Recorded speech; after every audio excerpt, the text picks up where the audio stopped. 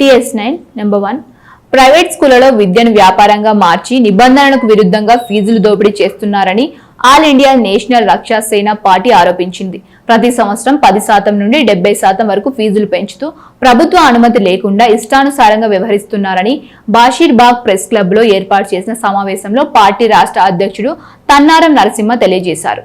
దీనికి కారణం తెలంగాణలో ఫీజు నియంత్రణ చట్టం లేకపోవడమే అని పేర్కొన్నారు.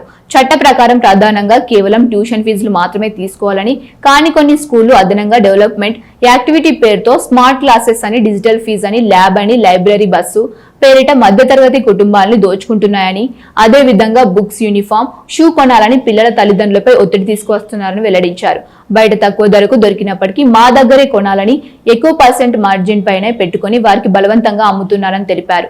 ఇప్పటికైనా ప్రభుత్వం దిగివచ్చి ఫీజుల దోపిడీని రద్దు చేయాలని డిమాండ్ చేశారు. వీటిపై తక్షణమే ప్రభుత్వం దిగివచ్చి ఫీజులు నియంత్రించకుంటే రాష్ట్ర వ్యాప్తంగా ప్రజల తరపున పోరాటం చేస్తామని స్పష్టం చేశారు. అదేవిధంగా తల్లిదండ్రులపై ఈ భారం పడటం చాలా అన్యాయం, బాధాకరమైన విషయం. కాబట్టి ఈ సమస్యపై ప్రభుత్వం కఠిన చర్యలు తీసుకోవాల్సిందిగా, అదేవిధంగా ఈ సమస్యపై ప్రభుత్వం స్పందించి అధిక ఫీజు, అదేవిధంగా మన అన్యాయం జరుగుతుంది కాబట్టి ఈ సమస్యను ప్రభుత్వం దృష్టికి తీసుకుపోవడం జరిగింది. అదేవిధంగా తెలంగాణ రాష్ట్రంలో విద్యామంత్రి లేడు, విద్యాశాఖ మంత్రి ఇప్పటి వరకు ఎవడో తెలియదు. ఆ విద్యాశాఖ మంత్రి పేరు లేదు, ఊరు లేదు. విద్యార్థులు ఎంత బాధపడుతున్నారు. ఈ 2009లో section 12(c)(1) section rights to education commission section అమలైంది. మన తెలంగాణలో ఆ సెక్షన్ ఇప్పటి వరకు అమలు చేయలేదు ప్రభుత్వం. ఇవన్నీ అమలు చేయాలని ప్రభుత్వానికి హెచ్చరిస్తున్నాము. అలాగే ఈ నెల 25న మన ఇందిరా పార్కులో జరిగే మహాధర్నాకి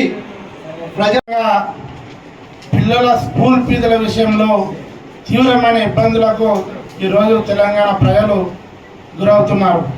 దీనికి కారణం ప్రభుత్వాలు అయితే మేము ముఖ్యంగా ప్రైవేట్ స్కూళ్ళు ఫీజుల దోపిడీ విషయంలో ఈరోజు మీ ద్వారా ప్రభుత్వం దృష్టికి తీసుకెళ్లాలని, ప్రజల దృష్టికి తీసుకెళ్లాలని చెప్పేసి ఈ యొక్క ప్రెస్ మీట్ నిర్వహించడం జరుగుతుంది.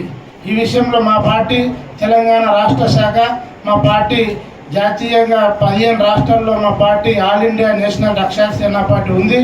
ఈరోజు తెలంగాణ రాష్ట్రంలో నరసింహ యాదవ్ అన్నగారి నాయకత్వంలో ప్రజా సమస్యలపై పోరాటం చేయడానికి మొట్టమొదటిసారిగా ఈ యొక్క ప్రైవేట్ స్కూల్ ఫీజుల దోపిడీ విధానంపై పోరాటం చేయడానికి మేము కంకణం కట్టుకున్నాం. కాబట్టి ఈరోజు ప్రైవేట్ స్కూళ్ళు ఏ విధంగానైతే పేద ప్రజల మధ్యతరగతి కుటుంబాలకు వాళ్ళు కేవలం ట్యూషన్ ఫీజు మాత్రమే తీసుకోవాలి, చట్టబద్ధంగా న్యాయబద్ధంగా ట్యూషన్ ఫీజు మాత్రమే తీసుకోవాలి. కానీ వాళ్ళు అనేక విధాలుగా డిజిటల్ క్లాసులు అని చెప్పేసి, స్మార్ట్ క్లాసులు అని చెప్పేసి, బస్ ఫీజులు అని చెప్పేసి